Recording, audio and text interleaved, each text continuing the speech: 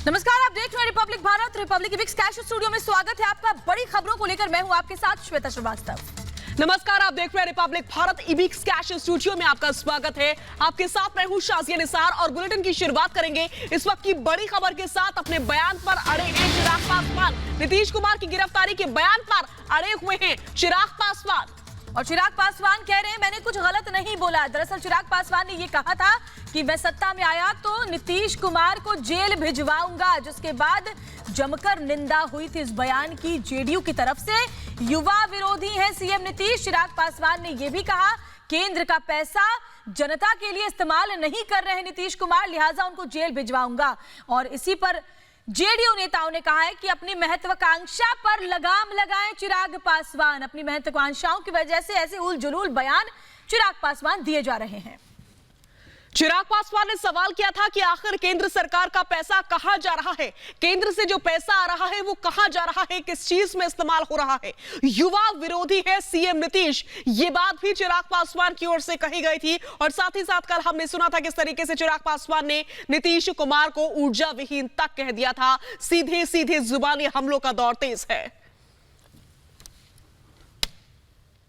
तो जो मुख्यमंत्री भ्रष्टाचारी हो, जो मुख्यमंत्री युवा विरोधी हो, जो मुख्यमंत्री बिहार को बर्बाद कर दे, जो मुख्यमंत्री युवाओं को पलायन पर मजबूर कर दे, क्या ऐसे मुख्यमंत्री को मुख्यमंत्री बने रहना चाहिए? क्या उसको बदलना चाहिए कि नहीं बदलना चाहिए?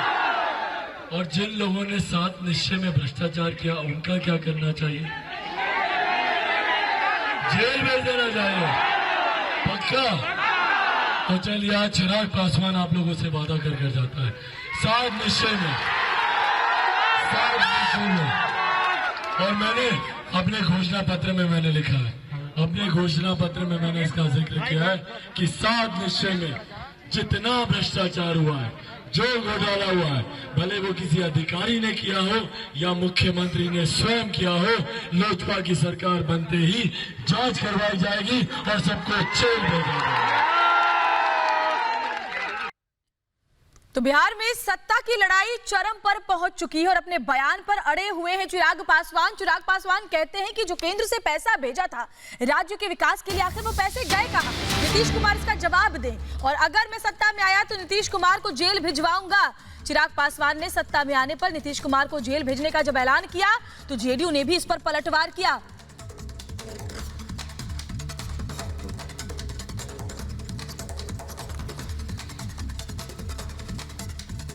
अगर वो दोषी होंगे तो मैंने तो बोला जांच करवा के जेल भेजेंगे। और कैसे संभव है कि इतना बड़ा घोटाला हो रहा है, इतना बड़ा भ्रष्टाचार हो रहा है, बिहार के हर एक आदमी को पता है। किसी भी आदमी से पूछ लीजिए, इनके अपने मंत्रियों से पूछ लीजिए। जब सबको पता है और मुख्यमंत्री को नहीं पता हो, संभव ही नहीं है। मुख्यमंत्री भी उसमें लिप्त है और इसमें कोई अगर नहीं है तो जांच में साफ हो जाएगा कि नहीं है। पर मेरा मानना है और लोगों का मानना है, बिहार के लोगों का मानना है कि ये लिप्त हैं, भ्रष्टाचारी हैं मुख्यमंत्री। और कोई भी भ्रष्टाचारी को बाहर रहने का अधिकार नहीं है, उनकी जगह जेल में ही है। वहीं चिराग पासवान ने राम मंदिर से बड़ा मंदिर सीता माता का मंदिर बनाने का चुनावी वायदा किया है। कल चिराग पासवान सीतामढ़ी में जानकी मंदिर के दर्शन के लिए गए थे, जहां पर चिराग पासवान ने कहा कि सरकार आई तो अयोध्या के राम मंदिर से बड़ा मंदिर सीतामढ़ी में सीता माता का मंदिर होगा। मैं विश्वास रखता हूं और मैं मानता हूं इस बात को कि माता सीता के बिना राम अधूरे हैं और राम जी के बिना माता सीता अधूरी हैं। और इसीलिए मैं चाहता हूं कि जिस तरीके से एक भव्य राम मंदिर का निर्माण अयोध्या में हुआ, मैं संकल्पित हूं और आज मैं वही संकल्प लेने भी जा रहा हूं कि मैं उससे भी भव्य मंदिर का निर्माण माता सीता का सीतामढ़ी में कराऊंगा, जो उनकी जन्मस्थली मानी जाती है।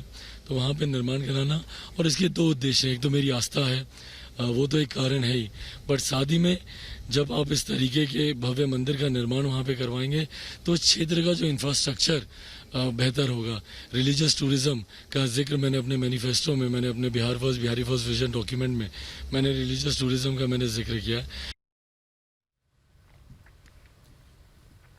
और चिराग पासवान के बयान पर जेडीयू ने भी पलटवार किया है। चिराग का बयान बेशर्मी भरा है, जेडीयू का ये कहना है। अपनी महत्वाकांक्षाओं पर लगाम लगाएं चिराग पासवान।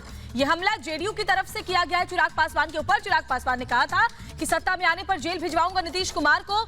इसी को लेकर के अब जेडीयू ने ये जवाब दिया है चिराग पासवान को, बेशर्मी भरा बयान करार दिया और कहा है कि अपनी इच्छाओं पर, अपनी महत्वाकांक्षाओं पर लगाम लगाए चिराग पासवान। मर्यादा की सारी लकीरें उन्होंने पार कर ली है और शायद जो सामान्य शिष्टाचार है वो भी वो भूल गए हैं। बिहार की राजनीति में पहले जमीनी तौर पर तो कोई वजूद नहीं है और आसमानी आकांक्षाएं हैं, काम कभी किया नहीं, सिवाय नीतीश कुमार जी की कमियां ढूंढने के, अनावश्यक आरोप लगाने के। कोई पॉजिटिव एजेंडे के साथ वो काम नहीं कर रहे हैं। अपनी उपलब्धियां भी बताना चाहिए और भ्रष्टाचार पर नीतीश कुमार जी पर सवाल खड़े करेंगे।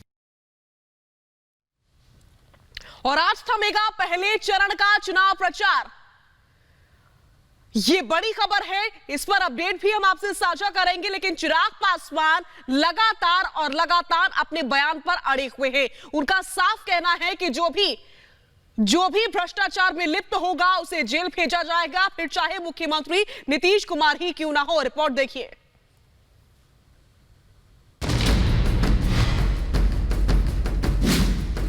अरे कोई थकने वाला नहीं है। इतना भ्रष्टाचार हुआ है, लोजपा की सरकार बनते ही जांच करवाई जाएगी और सबको पति पत्नी बेटा बेटी यही परिवार है। हमारे लिए पूरा बिहार एक परिवार है।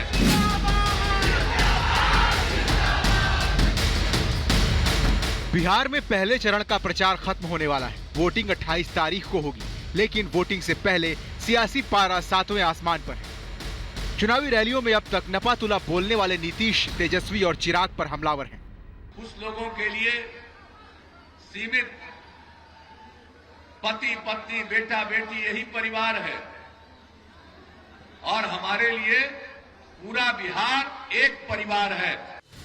नीतीश के इन बयानों से साफ है कि वो तेजस्वी और चिराग के वंशवादी होने का आरोप लगा रहे हैं, जो परिवार की वजह से नेता बने हैं। ऐसे में दोनों ने नीतीश पर सीधा हमला बोला है। नीतीश कुमार जी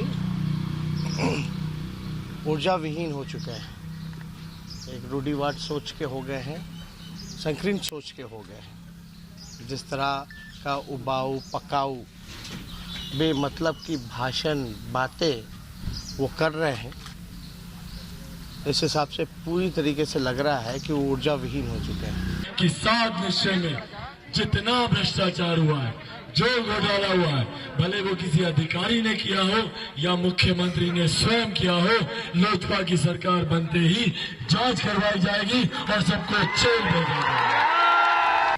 तेजस्वी और चिराग के इन हमलों का बीजेपी बचाव कर रही है।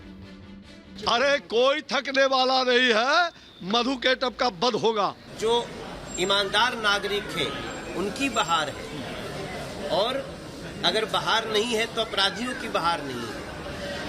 बिहार में जो युवा हैं वो आत्मनिर्भर बनने के लिए अब आगे कदम बढ़ाना चाहते हैं। इन सब के बीच जनता दिल थामे बैठी है कि 10 नवंबर को क्या होगा, जब चुनाव परिणाम का ऐलान होगा।